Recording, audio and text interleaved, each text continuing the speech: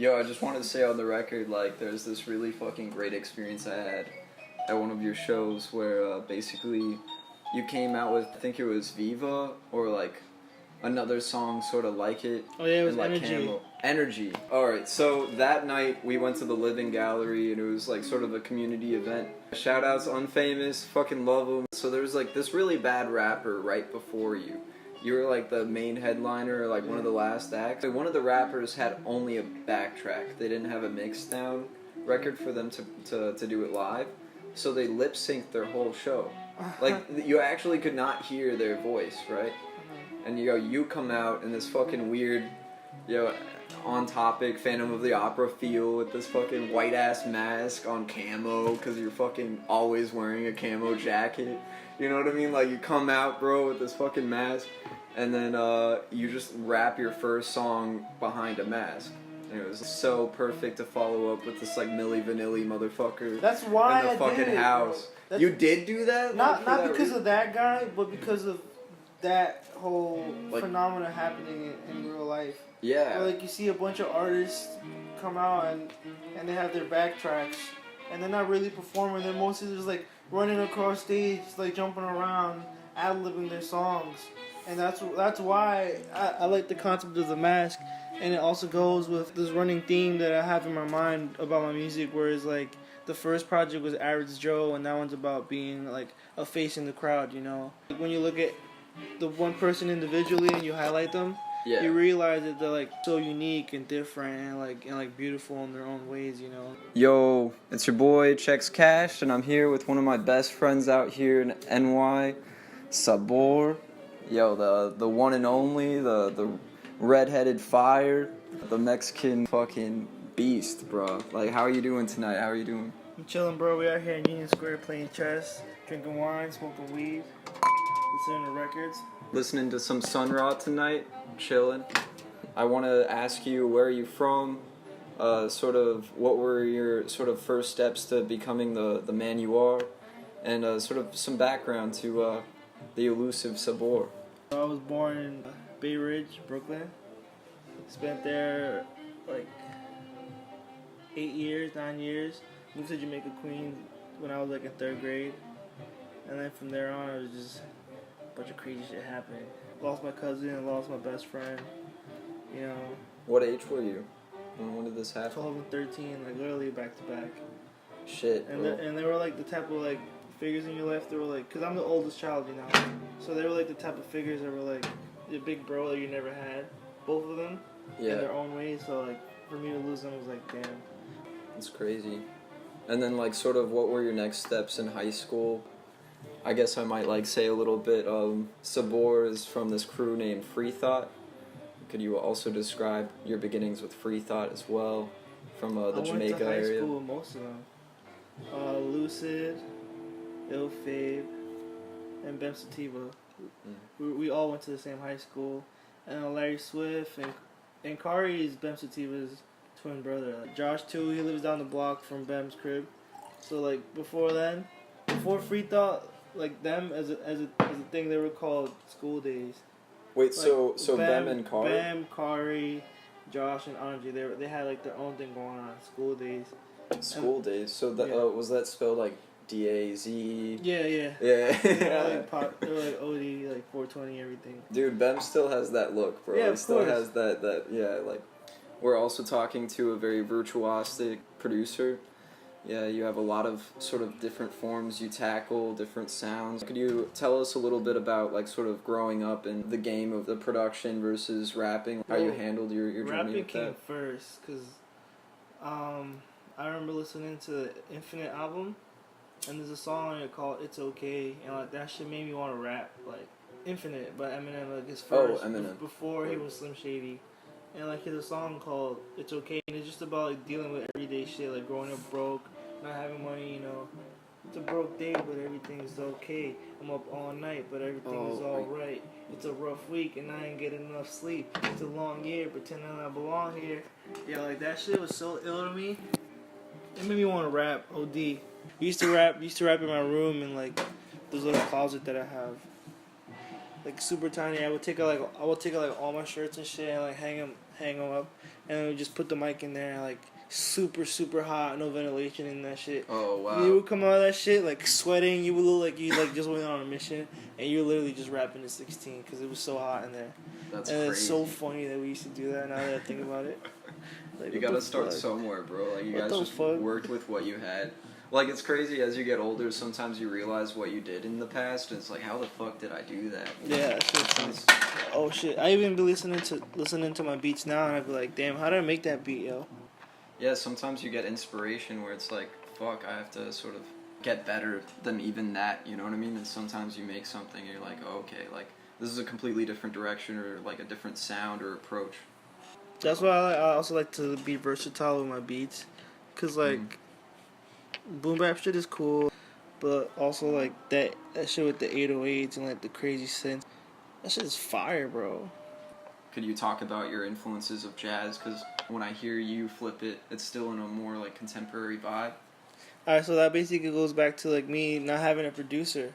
Like, and after a while, I got tired of just like spending hours on YouTube looking for beats and not finding shit, and then wasting time when I could have been writing. Mm-hmm. So I'm like, fuck this, I might as well just start producing, because I knew that like one of my favorite groups was Trap Called Quest, and I knew that Q-Tip was a producer and he was rapping. Yeah. So like, I might as well just start doing that shit too, you know. And like I could produce my friends. I know some people that could rap, so I started doing that. And then that goes in learning about music, because then you discover music that you never knew before. Mm-hmm. That's how you discover Sun Ra. That's how I discovered all of my jazz. I just discovered it through like sampling. How are your thoughts on the New York scene a little bit? How we actually met was through some mutual friends, through Elijah Morrow.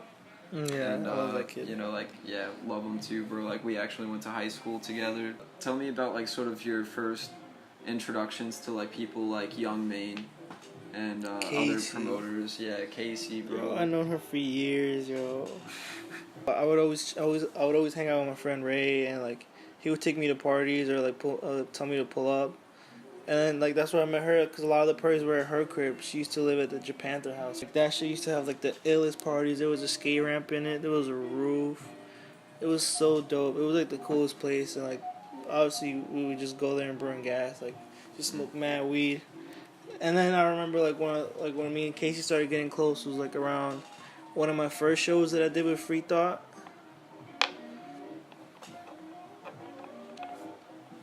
One of the first shows I did with Free Thought. I remember we actually didn't get to perform because the promoters were like fronting on us, basically. We're like skipping our music and like making it fuck up and do weird shit. We got into a fight with them. All I remember was doing the hook, and like the whole shit was happening behind me, and I looked behind. I didn't see Jelani getting yoked by a fucking big ass Jamaican security guard. Oh, what? Yeah, I see. Where was this located? Like where? Somewhere in Flatbush. I don't even know where the fuck it was. What? Is this a house party or a venue? It was like a club, bro. Oh, okay. It was like 21. And over? Yeah, 21 and under. What age were you when you did this show? Bro, we were like fresh out of high school, like 17 years old. It was like our first show ever, bro. 4 years under the age. And all this is happening. Jelani's getting yoked up by a Jamaican security guard. Fabian's throwing the mic, you know, fucking hit the DJ shit. Like, I think he broke the mic. Fucking. And the next thing you know, I'm getting yoked up by a big ass Jamaican security, and we're all getting got everyone out. And then next thing you know, we're like, everyone's trying to fight us and shit, and like, people were booing and shit, and we're like, what the fuck is going on? Like, how did this shit get to this point? Yeah, but like, that was that. We got booed, and it was whatever. I'm like, fuck it, I don't want to go home because I'm just gonna be depressed. Mm-hmm. So I'm with my cousin, and I'm like, yo, what are you guys doing? I hit up Ray, and they're like, oh, we're at this party. Why do we go to Casey's? So we go there. And then we just ended up chilling at Casey's crib. I was with Jalil, my cousin, and Fredo was there. Brandon was there, playing video games. Yeah. Yeah, they were all there. Where are you going in your direction? Sort of like, what are you planning for the next year, the next few months, you know? Lucid Tape Now or Never coming soon. You and Il Fave are also. Sabor's on mad fucking projects right now. I got a beat on that. Yo, he has like 3 projects. I got a beat on that tape. I produced the whole tape for Richie Beans. Yes. Yeah, I'm working on my next project. And I don't know if I should disclose the title of it to you right now or if I should hold it to myself. What do you think, Jerry? We're stuck on 2 titles. And I love the other one, and he likes the second one. Mm-hmm. So it's like, you know, I don't know. Does both of them involve the word, words maybe? Yes, Like, they use words. Come, death, empathy. That's actually what it's called, bro.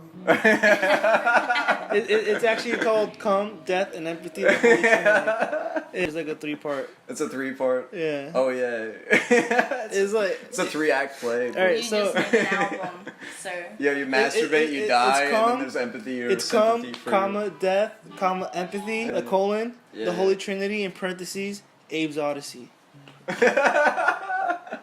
Yo. That's what it's like. A whole Wow. trilogy. It's like where I'm going, like super glam rock. I've been at shows with you, and you have certain lines that really hit how everyone feels all the time. Like there's like on average, Joe, like to sort of expand that. That was when I first like booked you, my fucking second show ever. I booked you with Hawk and Taro, and then like basically this was like 2016, I believe. You played all of your average Joe tracks on the spot. One of those tracks I always fucking love, like. And later on with like Casey in the Mansion, you played it sometimes, or had like some other features and other different songs. I do it my way, my way, my way.